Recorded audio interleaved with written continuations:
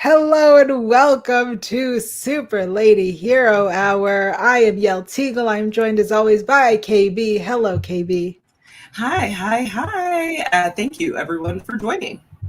We are so excited. And before we get to Loki, The Flash, Batwoman, Legends of Tomorrow, and Superman and Lois, let's dive into some news. We have, I think, the biggest headline was the new Suicide Squad trailer. KB, what did you think about this trailer? Oh my goodness. So the new trailer dropped just yesterday, so we are not too far behind, but I'm super psyched. I know that there's a lot of question around whether or not this movie, The Suicide Squad, will negate everything that happened in the first one. And while we don't get answers from that in the trailer, although I'm thinking the answer is no, naturally, just because we're bringing 80% of the cast back from the first one, and we remember that. But I guess we're going to find out. But I'm excited that we are getting more of a backstory for Bloodsport. So, like, this trailer was heavy on the Idris Elba backstory. It's interesting that his daughter, who is portrayed by Storm Reed in this, is a criminal and having some legal troubles of her own. And so that really forces her father to come out of retirement because he is already locked up for, injuring Superman with a kryptonite bullet. And he makes a trade for his daughter. And, that kind of, brings him to the team. So I like seeing all of this. I'm curious to see where we go. It's still as fun and outrageous, I feel like, as the first one, maybe even more, just because of the sheer amount of characters in this. But I like that they poke fun of the fact that, like, probably 90% of these people are going to die in the trailer when they're just like, you know what you signed up for. Death is imminent. So we'll see who dies first. Maybe that's what I should be putting my bets on. Who dies first? What about you? How did you feel about this trailer? It's so funny that you bring that up because that, like, I have been saying from the beginning, like, so many of these people have to die within the first 10 minutes. And this trailer makes it seem like they're going to be alive for quite a while. And I think that Deadpool 2 really burned me with this idea of making a team just to kill them. So, like, I'm very concerned that all of the footage we saw was from the first time they all go out and half of them die. Because that's what it kind of feels like.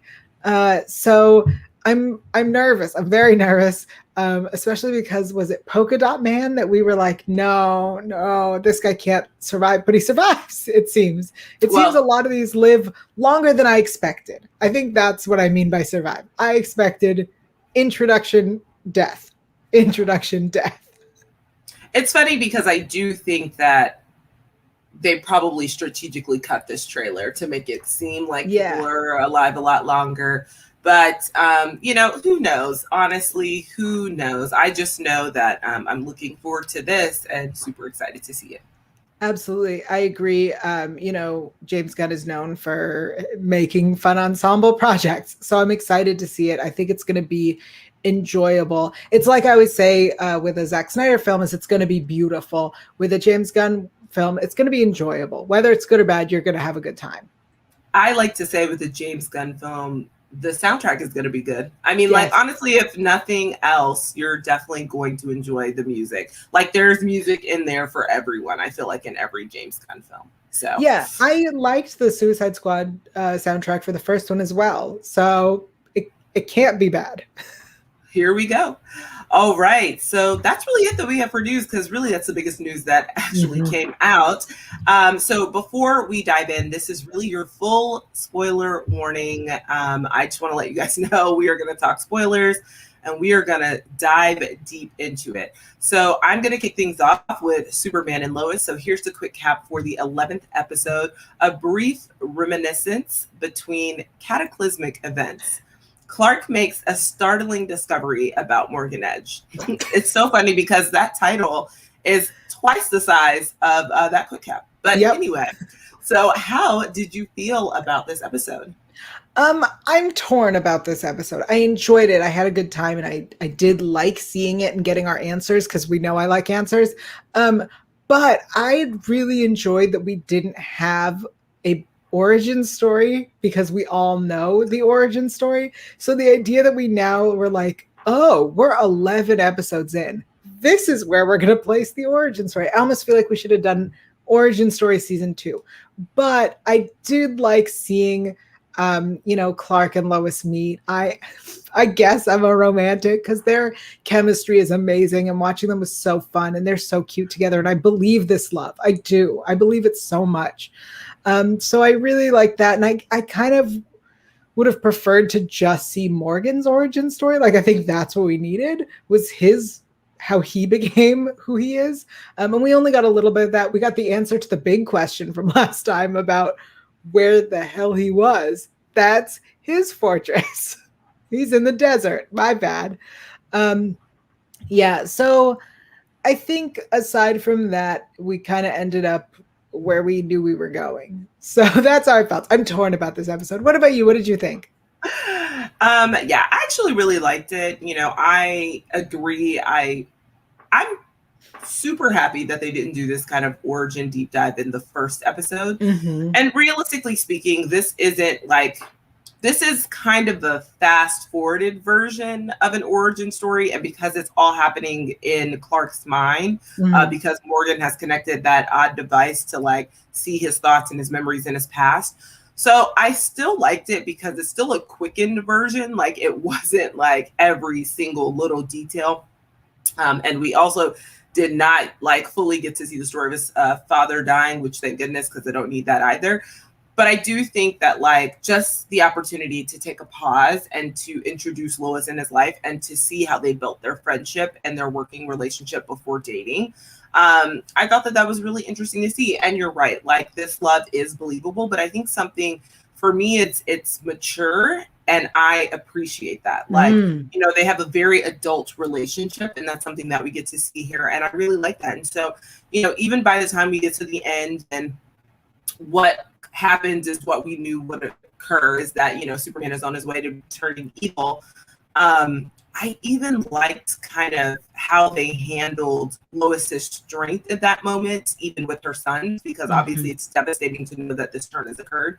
But because they took that kind of opportunity to be open with their kids understand what's happening, so that's not something else that she has to do by herself. Everything's kind of out on the table. And when Clark is taken by Morgan Edge, it is very much okay, so now we need to come up with plan B. And what we've been saying this whole time is obviously John Henry Irons is going to come back, which makes sense. Obviously, Superman will not go rogue and be the villain forever. We also know that, but it's just a matter of how are we going to, kind of shift this and make these changes. So I am invested to see what happens next. It's wild because, goodness, I mentioned last time how, Lois and Morgan could have bonded over their trauma of their fathers. And we see that very clearly, this episode, because Morgan's father in the Fortress is starkly different in comparison to Clark's father in the Fortress. Just the way they treat their sons, the way they talk to them. Yeah. Everything is so different. And clearly Morgan has daddy issues, and that is the way he is, So here we are. I didn't necessarily need the moment where we're seeing Morgan being berated by his father and Clark being attacked and whatever. I didn't necessarily need this trying to make us sympathize with Morgan. Let him be the villain. Let him be the bad guy. Let him. But yes, I'm okay with it only because every villain's origin story usually is rooted in trauma and something that happens to them. Sure. And this one we thought was because the world rejected him when he came to Earth. But really, I think it's more so because his father is awful. Right. I kind of would have preferred it was just because Earth was awful to him rather than his father. I don't know why that's what I would have preferred. It doesn't actually matter. It does matter. That's what you wanted to see. But it's funny because I felt that way in this episode about, what's his name? Is it Kyle? Yes. Because we always forget his name. I knew who you meant. I'm That's how I felt about, Lana's husband in this one, where, he apologizes and he realizes he makes a mistake. I'm like, but y'all, Kyle still is not like the best. Right. So have we just completely turned a leaf and a blind eye to all that Kyle's done? I guess so. So here we are. All right, well, let's rate this episode. For those who don't know, we here at Super Lady Hero Hour rate everything on a scale from poop to kittens. So, Kay-B, where are you rating this episode? Yeah, I'm still giving it a kitten. I'm intrigued. I'm excited. I'm glad that we're going towards dark Superman, and kind of what the story has to unfold. It is super interesting. I like this brotherly dynamic, which I think is the more interesting take on what's occurred here and all of these kind of family dynamics. I am curious to see kind of how we're going to utilize John Henry Irons moving forward, because he has some pertinent information, but he also has his own personal vendetta. And also, we still don't know if that daughter of his is alive. Like, they keep pretending like she might be dead, but I have not seen a body and I did not see that occur. So I'm going to think otherwise. So yeah, it was a good episode. And it, I think, really sets us up for where the back half of the season will go. Ironically, we're on a break. I don't know if this break means that we're getting Supergirl back, because time has no meaning. And the way that they've been shuffling these shows, I don't understand it. But I'm curious. So how about you? How are you rating this episode? Like I said, I'm torn. I really did love the relationship stuff, like Lois and Clark meeting and falling in love. So that by itself gets a kitten. That's a kitten for Lois and Clark's love and romance and their story. The rest of the episode is definitely a spoon, because it was clear that this backstory was like in his head. It was clear in the end when we called John Henry Irons. Like, I think we've been, all the breadcrumbs have been left for us. And so there was no big shocking twist or surprise in this episode. Also, and this is a very minor thing, but it bothered me, the original suit that he wears as Superman that his mother makes for him, when he goes and saves Lois from the Nazi with the flamethrower, that suit is not fireproof. It is just fabric. And he stands in fire. And I was like, he should be naked. It's a real minor thing, but like. Actually, that's true. And I didn't think about that, but I'm glad you brought it up, because it's 100% true. His mother sewed that. It's not fireproof. He should have been naked. Or at least it should have been burned off in bits. I'm just saying, there was a great spot for a shirtless Superman and we didn't get it. Well, they said, listen, you got that shirtless shot where they were in the bed on their honeymoon. It's not enough. They said that is it. That's all you're getting. Something else I thought was cute. Finally, Jordan and Sarah go together officially. Yeah. And I'm like, yay, finally, because this has been building up. And how adorable, I love, yes, to your point, the love in this episode. So any predictions for July 12th when it returns, or 13th, or I don't know, because I don't know dates. But yeah, I think my predictions are that we continue on the obvious path, right? Like Jordan and Sarah, that was clear. Kyle's still gonna fall off the rails again. Morgan is the bad guy. We're gonna have to bring Superman back. I have a feeling Lois is gonna be the key to bringing Clark back. It's gonna be that. I will say, we also didn't get the thing we had predicted before, which was that Lana remembers the conversation as his mom, and I still think that's going to come back. Yeah, I still think she does, actually. I just think she's not saying anything. Right. Any predictions for you? To be fair, she did make a comment this episode about like alien consciousness, and I was thinking to myself, well, if no one told her, like, Lois didn't explicitly say, we told you. They said, oh, we're trying to keep this under wraps. So I was kind of like, okay, we're missing something here. Like, she brought it up and no one actually told her about alien consciousness. But then I was like, either we're missing a scene, because like either Lois did just tell her everything and was kind of like, but keep this under wraps, girl, because we don't want anyone to know. She like volunteered to do it. She knew what it was. Oh, that's right. Yeah. When she volunteered to take on her former lover's mother's she didn't know it was her former lover. She knew it was Superman's mother. Oh, you're right. It's weird to me, because I'm like, okay. Yeah. Which also brings up another point. It is weird that he just assumed she would be single. Like in this episode, when he gets back and he's like, I gotta go see Lana. Sir, you have been gone for years. Right. I don't understand why you thought that she was not going to move on. And then, like, the way his mom was like, yeah, Clark, I don't really actually understand why you thought she was still going to be single. Yeah. I was like, kudos to mama, because we need to be transparently honest with these sons. And I don't know why you just thought that she was going to be waiting around for you. So shout out to that. But yeah, I agree with everything you said. John Henry Irons might have a bigger part in stopping Superman than we anticipate or that we know. So looking forward to seeing that for sure. All right. Well, next, let's talk about Loki. Where's the button? There it is. Loki. Here's the quick up for the third episode, Lamentis. Loki finds out the variant's plan, but he has his own that will forever alter both their destinies. Wow. What a mysterious. That was a very ominous, like, yeah. What did you think about the third episode of Loki? So I really liked it. Listen, I'm on the Loki train 100%. I like that this variant of Loki has her own identity. Her name is Sylvie. She's changed her name. She's kind of moved forward in that. So I liked hearing a little bit about that backstory. I think the biggest thing about this episode was the reveal that everyone's a variant. I was like, oh, okay. So it was really interesting because, you know, Loki's kind of putting it together after his drunken collapse or whatever he was doing on that train, where he was just kind of drinking his life away because the world was about to end and he didn't care, which I love that for him. Love this freedom, Loki. But yeah, when he realizes, he was like, well, why does everyone in the TVA think that, you know, they're not? And she's like, yeah, because they're humans. Like, they are humans. And he's like, no, they're not.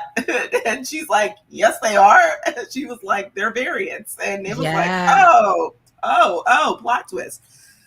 So I don't know what that's doing, because, you know, what I appreciate about this series is that literally every single episode is something where you're like, well, whatever I thought could 100% be out of the window. And we thought that that was the case with WandaVision, but that's actually the case with Loki, mostly because it's about more time manipulation. So like with Wanda, yeah, she's using magic, but like legitimately, I have no point of reference for what timeline we're actually in at this point, which is like wild to me, but also mad exciting. So I enjoyed it. So how did you feel about this episode?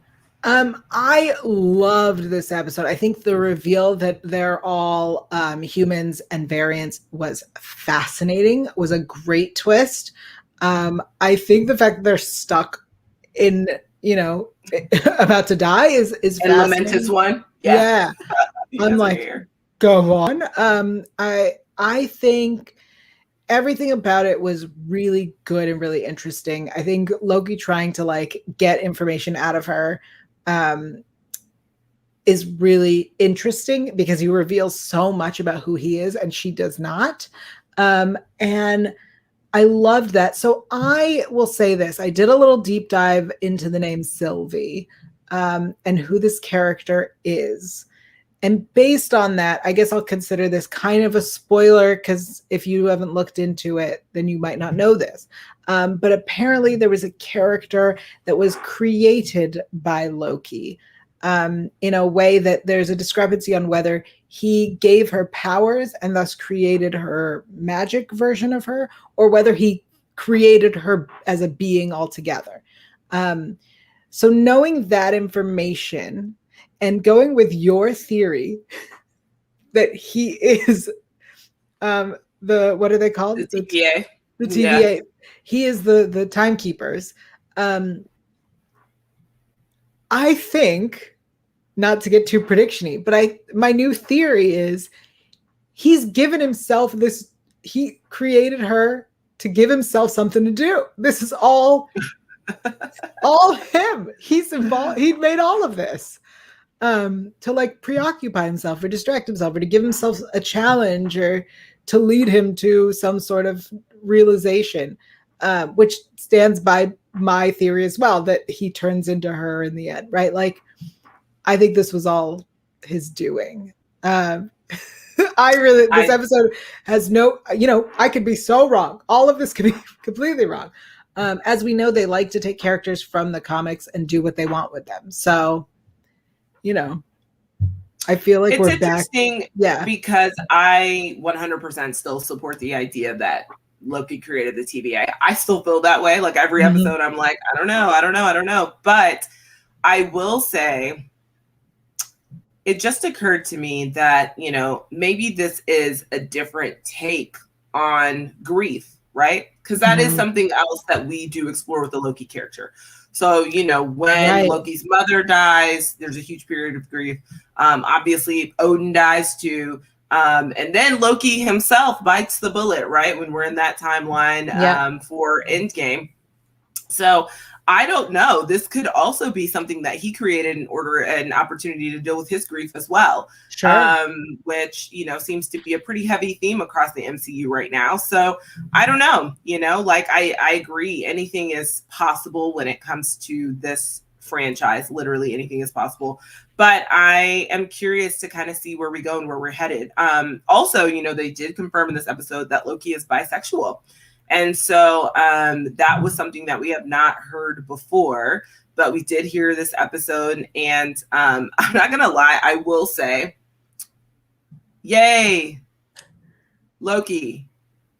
But it was the oddest transition to reveal that. Like in the writing, I was like, wait, what? Like it just was kind of like, we were not even talking about love, but he just happened to say, so what about love? Like, I don't know. It just felt very like we never would have landed here. Like, first off, she's not an open book about anything. So asking her to reveal herself in terms of like her personal relationships was so wild to me because I was like, she barely wanted to tell you that she was adopted. Like, I mean, you know what I mean? It's just like, which you already knew, but she wasn't even willingly giving up this information. So I just kind of felt like dialogue wise, that we got there in a very odd way. And I was kind of like, oh, okay. You're totally right. As everyone knows, when emotions are being discussed, I usually get bored in the episode. So I like checked out for a second and only came back when she was like, what about you? You must be a princess. And I was like, wait a second, is this the moment that it happens? Because it was definitely spoiled for me on Twitter. But I was like, wait, should I be paying attention? What's happening? I almost missed the whole thing. So yeah, it was a weird place to put it. I almost feel like it could have come better after he used his dagger analogy. Like it could have come somewhere. I mean, I also feel like that was fun.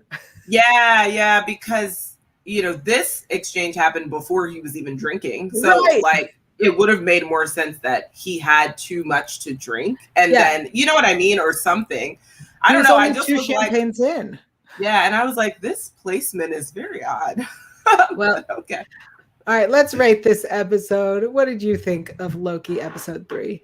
Yeah, I mean, for me, it's definitely a kitten. How about you? How did you feel? 100% a kitten. I had so much fun. Yeah, we had emotion, we had action, we had magic, we had silliness. It was great. We have the perfect comedic timing. I am missing a little bit of my buddy because I mean Owen Wilson wasn't in this at all, right? In this episode at all. But I'm sure we'll get back to it. I'm not concerned. I am concerned what's going to happen leading into predictions when Loki gets back. I do feel like they're going to find the TVA, right. And they're going to find them. I am curious about what the exchange is going to be like when he tells Mobius that he's just human. Because right now, Mobius is just, like you're human and you're also a variant. Oh my gosh. Like, I can't wait for that scene. That's what I'm looking most forward to. Yes, oh my absolutely. Gosh. I think him coming in and blowing up the TVA by revealing that to them is going to be amazing. And I cannot wait. And then I also think that will set them on an alternate quest to find who's behind the TVA, right? Like, right. I think that's going to be the motivation because now he'll have Hunter B-15 who hopefully will get to know what Hunter B-15 real name is. Right. Just like we saw kind of in this one, how Sylvie was using Hunter C-20 to get the information. Mm-hmm. Maybe we'll start to find out people's actual names and like what they do and where they came from, because this is kind of reminiscent of WandaVision and the people being, kind of under control and under a spell, and you don't actually know who they really are. And so this is a continuous theme, right? So yeah, I'm curious to see it. I think also we have to deal with the consequences of where we left off last episode, which is the timeline being just branching out everywhere. Like, that's still happening, everybody. Which is wild to me because, again, that's why I don't know what timeline are we in? Right. What timeline are we going to? Kind of what? And there's like literally so many possibilities for us to go around, and I have no idea what's happening. Like, I'm like, what does this mean for time itself? Right. So I cannot wait. So any more predictions for you? Nope. Let's awesome. Keep it going. All right. So next, let's talk about The Flash. So here's a quick cap for the 14th episode, Rayo de Luz.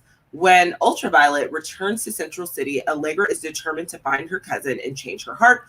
Joe finds evidence that Kristen Kramer may not be the good cop that she appears to be. So how do you feel about this episode? I feel, again, conflicted.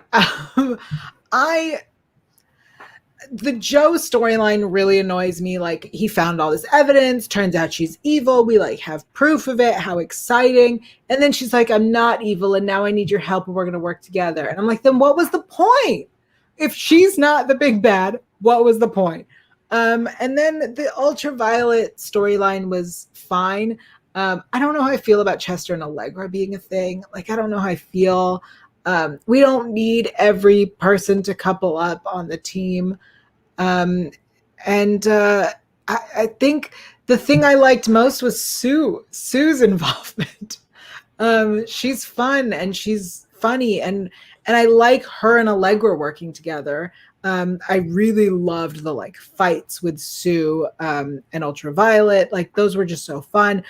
Allegra finds out that she's got this her powers are evolving. There was a lot of good and a lot of not great. So I'm torn again. What about you? What did you think? Yeah.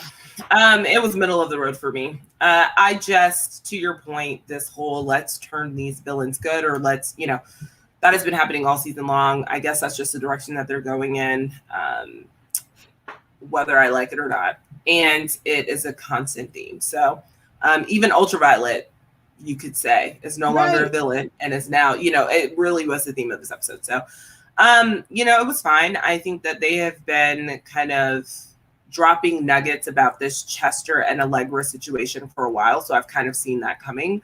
I can take it or leave it. Like, I don't think it's really necessary, but yeah, I think for Sue to announce that she's still staying again, like, girl, we already heard you last week. Right. So we also didn't need that. It just was kind of like, okay, like, what was the point of this episode? Barry and Iris are gone. Yeah. Of course, we're giving Joe agency back, but really, Joe, you're still a detective. And to your point, like you said last week, I think that this is how he earns his spot back in the force, right? Mm-hmm. By helping Kramer catch her long lost friend who did this. So, I mean, we'll see. I don't think it fully advances the storyline in any capacity for me. Right. I have no idea where we're going towards the end of the season, and that's really challenging. Listen, I love having the additional Latinx representation again. Love that most of this episode, when she was speaking, it was in Spanish. Yay. Mm-hmm. I just was like, but what is the point moving forward for the rest? And it's so weird that Barry was so gung-ho about telling Chester they're trying to have a baby, but then he doesn't tell anyone else on the team, which is you already told Chester, who high-key doesn't keep any secrets. So I'm confused about why he's keeping that one. Yeah. But then also, y'all are just trying. It's not like she's pregnant right now. Which is a very normal thing for couples to do. And it doesn't have to be a long dialogue, but he was dancing around saying it. And I kind of was like, this is awkward. And then, Chester's reliving this moment, which did we need a flashback of finding why them? was there a flashback? I just was I'm so confused about what's happening. But yet here we are. So yeah, it was the episode was weird. The Allegra Ultraviolet storyline was kind of filler. It kind of just was let's give these other characters time to shine, which is great, but let's have it be part of something that matters. And so if Ultraviolet like gets cured and doesn't have any of these issues or powers again, then what was the point? Like if she doesn't come back to be a villain or to join the team, which we don't need, like then what's happening? What was the point of this? I did there was something I liked and now I forgot what it was. Not the one thing that you liked. You're like, and I have no idea what it is. And I forgot what it was. It was about Ultraviolet. Well, it'll come to me. Well, I mean, I guess the one good thing that came out of it is that Ultraviolet, the man and the doctor that created her and like took out her voice essentially, did go to jail. So I guess consequences, right? So maybe that. I don't know. No. Also, the Frost and the guy and the guy with the abs. Yeah, I don't know about that one. He's annoying. As much as I enjoy looking at him, he's annoying. Because he like doesn't take no for an answer, which I find to be the biggest turnoff.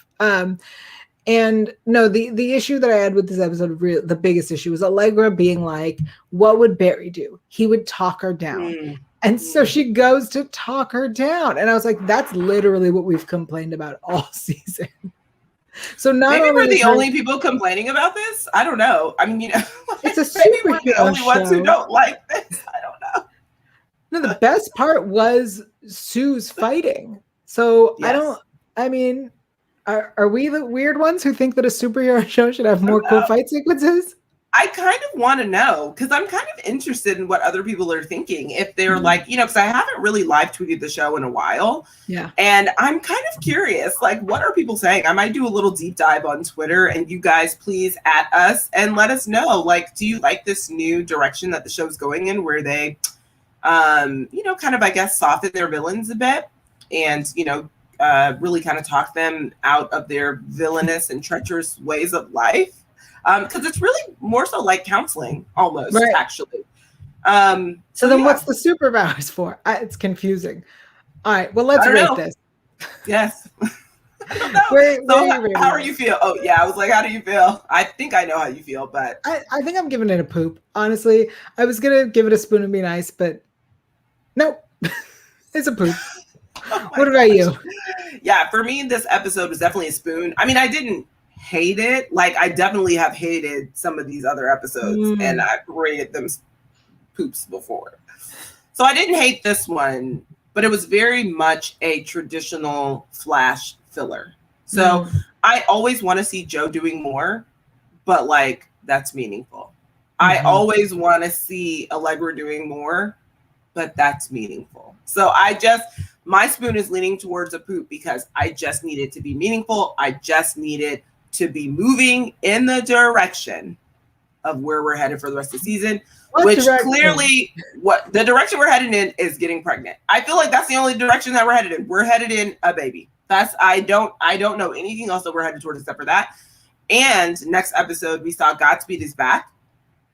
So, I'm excited about that because at least is a speedster. At first, I was like, I don't want any more speedster villains. But after all of these villains that we're seeing this season, fine, give me a speedster. You know, but the question remains: why are we only seeing villains we've already had? Why are we not seeing any new villains? Like, what is happening? What is there like? Did the Flash show use up too many villains too early on? And they're not allowed to have access to more because of the Flash movie? Like, what is it that is keeping us? Then why? You know what I think it is? Oh, please. I think it may have something to do with the storyline. I think that we might get to the end and there may be something wonky going on with time. Like, maybe we get to the end and this is why we're seeing kind of all these 2.0s is because of something that's happening with time. Because we already know what's coming is that their son is going to debut. Jordan Fisher's portraying him. Their daughter from the future is coming back. I think it has something to do with time. I hope so. Yeah, I think that that's the only reasonable. I can't believe I'm using the word reasonable for this outrageous show. Reasonable explanation, you know, kind of for this. I think it has to be something, right? Because also this lightning, these children. none of it has really connected, and maybe it just has something to do with time, and maybe having this speedster come back will unlock some additional clues. I'm being wildly ambitious, but Yeah, maybe. you're being very optimistic, and I like that. All right. Let's move it along to DC's Legends of Tomorrow. Here's the quick cut for episode 7. Back to the finale, part 2. The Legends make a last-ditch effort to keep Sarah from being abducted, even knowing that it will after the timeline. All right. That's a weird sentence. Sarah's shocked by Rory when Rory finds her on a mystery planet. I'm sorry, that was a weird sentence, and maybe I was misreading it. Oh, it was, but I'm sorry, I couldn't help myself because I was like, wait. It was almost like rewound time. Yeah. Just for that statement. Okay. What did you think of this episode? I actually really love this episode, which surprising myself saying that, because these past few episodes I've been like, ugh, but I was heavily invested in Dead Sarah at the end of the last episode. Yeah. So it's nice to kind of get this. My point of contention, though, is, Sarah's telling Mick, I don't want to go back because I'm half alien. I don't know if I'm going to impact you. She gets back. She doesn't tell anyone that she's half alien. And I'm like, Mick's like, you'll be fine. Just be honest. She gets back and she doesn't say one word. And I'm like, okay.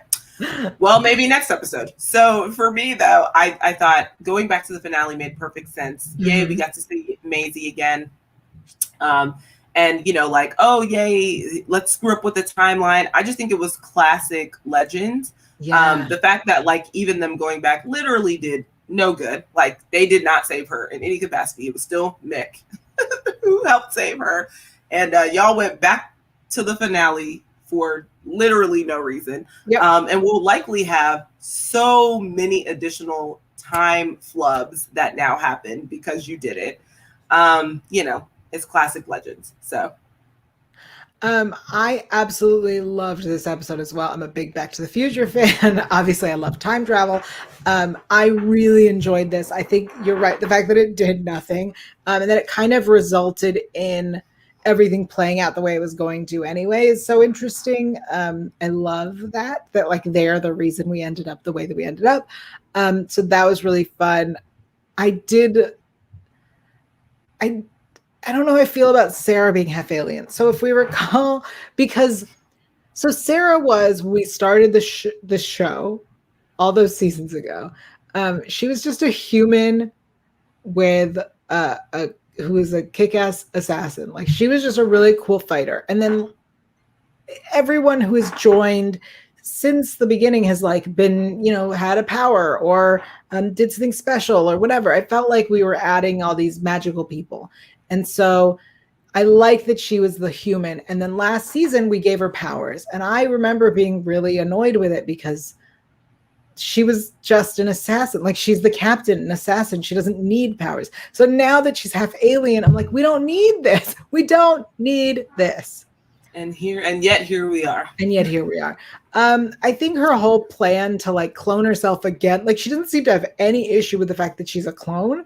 She had an issue with the fact that she's half alien. So she was going to clone herself to be just human, and was like, cool, that'll solve the problem. I think you're not the original, which I have a feeling, I feel like Ava doesn't care, but I feel like you should care. Well, that's what I was about to say. I was about to say maybe she's more comfortable with the cloning because of Ava and, kind of, I guess, having experienced a multitude of Avas. But also, I feel like it's valid for her to be concerned to be half alien. She has not met Spooner yet, but Spooner's whole I'm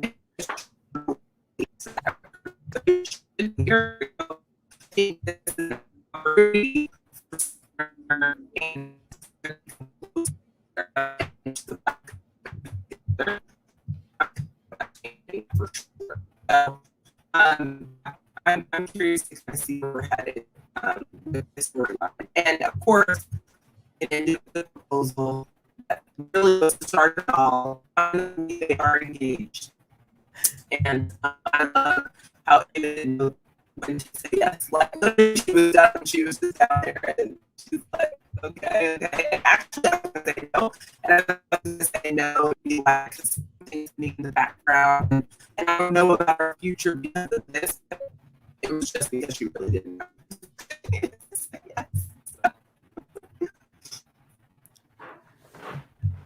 I agree. I loved that. Shall we rate this episode? I mean, we can. Kittens, rain kittens for us. I feel like we know where we're headed. Just throw in all the kittens for us. Yep. That sounds fair. So what do you think is going to happen next episode? So next episode, I actually really enjoy when they go back to the Wild West. Those are like kind of my episodes that they do when they travel back to the Western periods. And so we see that next episode, and we see that, you know, Sarah, because she's half alien, I guess, is not bulletproof. But how do you think this new half alien Sarah will do with the team now? Like, for your predictions around that? Yeah, honestly, I think that I mean, Sarah being half alien, I think is, for me personally, I think is dumb. I think that no one's gonna really care except for maybe Spooner, because she's so like alien averse. So I think that's where the drama is gonna be. This newbie having an issue with Sarah's half alienness. What about you? What do you think? So, I mean, that's wild to me because I do think it's an opportunity for them to bond and learn more. You know, because they are going to the same thing. Like, so it's really like, girl, this is an opportunity for us to learn. And then also learn from, why is his name escaping me? The one who is an actual alien that was hiding on the ship. Gary. Yes, Gary, thank you. It's also an opportunity to get closer to Gary and be like, now, Gary, what do we need to do? Because what does this mean for us? Honestly. So I feel like everyone should collaborate. But I do think it will potentially drive a wedge or cause a little bit of confrontation between Sarah and Ava. Because again, she didn't immediately tell her. Right. I don't know how that's going to play out and what that's going to look like, but I do think it could potentially cause some tension. And so, yes, but I do have to shout out Behrad this episode really thought he did so much and really did nothing except for mess up this timeline. Yeah. Again, but bless, his heart was in the right place. So here we are. Yeah. All right. So lastly, let's talk about Batwoman. So here's the quick cap for the 17th episode, Kane, Kate. Batwoman struggles as Black Mask continues to raise the stakes with Cersei as his henchwoman. Alice and Sophia cross paths once again. Whew. How did you feel about this episode? I felt like a lot happened. Yeah, I feel like a lot happened as well. I really enjoyed it. We're clearly like getting down to the wire. We're getting to this finale. This season has been really great. I think I said it last time that like all the storylines are tying together finally, which I really love. We're continuing that this episode. My only complaint is Cersei being a double agent or a triple agent. Like, I don't get it. Let her pick a side. Like, pick a side. You know what I mean? Have her figure something out and pick a side, because I'm confused as to where her loyalty lies. That's my personal stress. But otherwise, I really enjoyed this episode. I think Ryan having to trade the last rose was really good. The team coming together. I think we're headed towards a really fun finale. What did you think? I have literally no idea what Cersei wants at this point. I mean, I truly feel like I was like, what? All episode. So that's going to be my biggest complaint, because that was not clear at all. But I think that the actress pulled it off brilliantly, because we're dope. I don't know what's happening with Cersei and her motives. And do you really like your father? Are you using him? Why do you have all of the weapons now? What's going to happen with that? You also turned on Sophie real quick. So is the Kate that was, kind of in your subconscious 100% gone now? Or are you also playing with that as well? Like, I just have so many questions. Yep. I'd say the scenes between Alice and Sophia were interesting.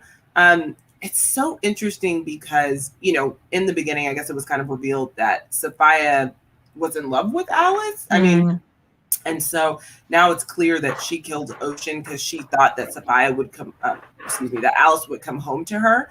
And wrong, girl, wrong. No. So then she got herself stabbed. trying to play with fire. So that cat and mouse between them, I'll be glad when it ends mostly. Just because I'm like, listen, let's move on. And also you killed my boo, so I literally don't care about you anymore. So that's something else. I enjoy when Sophie and Mary, Luke, geez, the teams is getting so much larger, kind of collaborate together. So it was interesting that they all got jailed together, but I do really enjoy when they collaborate. And that was one of the best parts. But, Ryan was really out here doing her thing, and then she got arrested and her lawyer. And I was like, please believe her. And then she did. And she revealed herself to be Batwoman. I was like, series of mistakes that will always occur is you just telling everybody you're Batwoman now. Girl. That's the thing in this episode, right? Her lawyer knows. Black Mask knows. Black Mask, I think, always knew.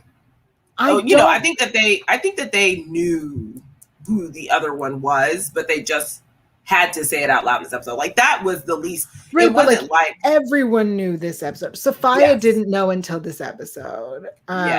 Yes. I feel like the Black Mask is the least surprising because I feel like he has always known, she has always known. They just needed to meet to kind of take off their masks, essentially.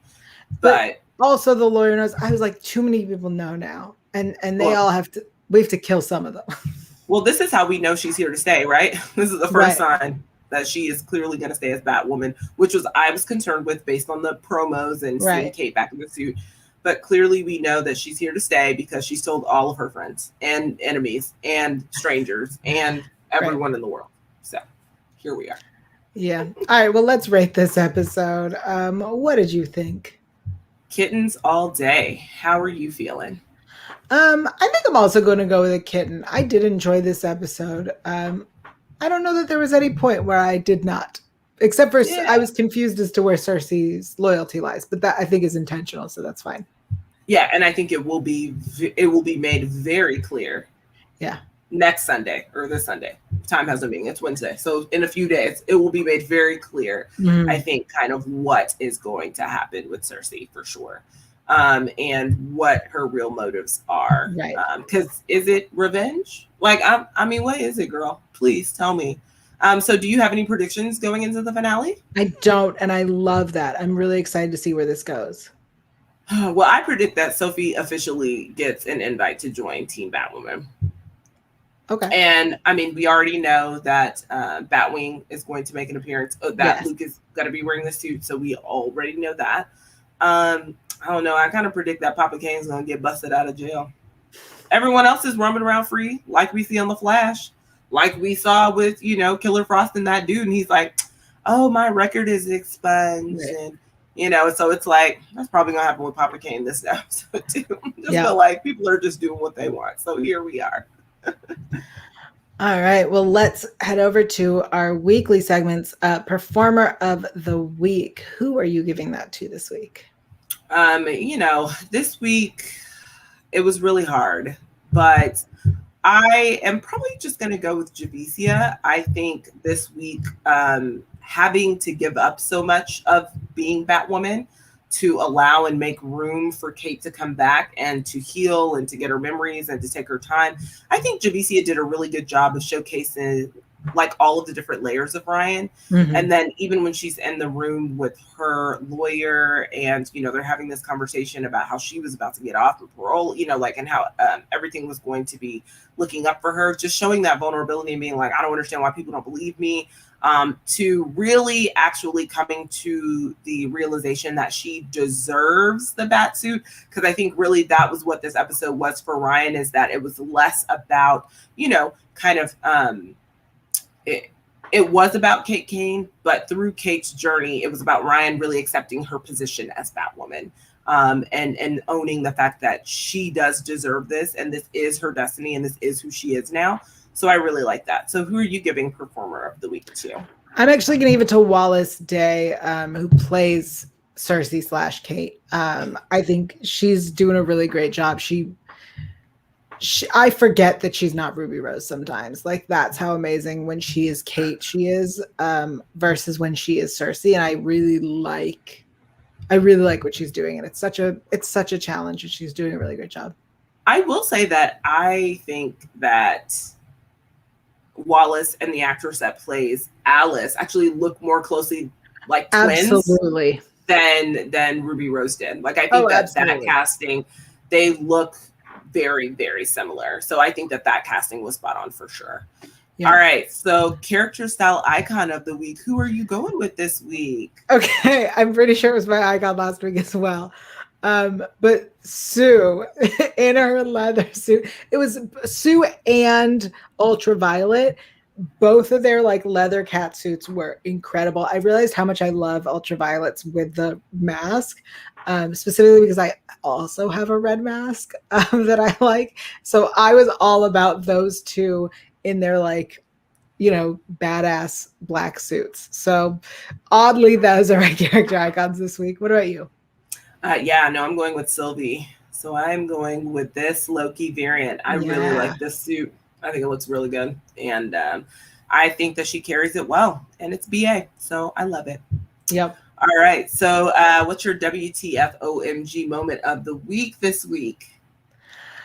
Oh, what was it? There was a moment where I said OMG, and now I can't remember what it was. Why don't you go first? Well, mine is definitely going to be that everyone is a variant. And I was like, oh, okay.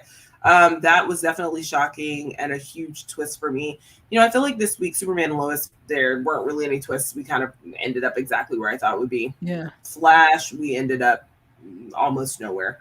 So I guess I didn't predict that, but it wasn't shocking either. And, you know, I was mildly surprised that Alice killed Sophia. But only mildly. I still think for me, yeah, it was really, really when, you know, Loki was like, wait, what? She was like, yeah, they're all variants. We're all variants. I was like, oh, wait a minute. So for me, yeah, that definitely is it. Did you figure yours out? Yes. So I think I had two. And one was that Sarah was half alien. Because we understood that she was a clone, but then they were like, oh, but also alien DNA. So that was a big surprise to me. And then also, yes, they're all human. They have a history before they were part of that. And that was a good reveal. Where are their bodies? What are they doing? What happened? So yes, absolutely. All right. Well, that is the end of this week's show. Please do not forget to subscribe to our YouTube channel, Super Lady Hero Hour, for more content and updates, and you can watch new episodes as they post.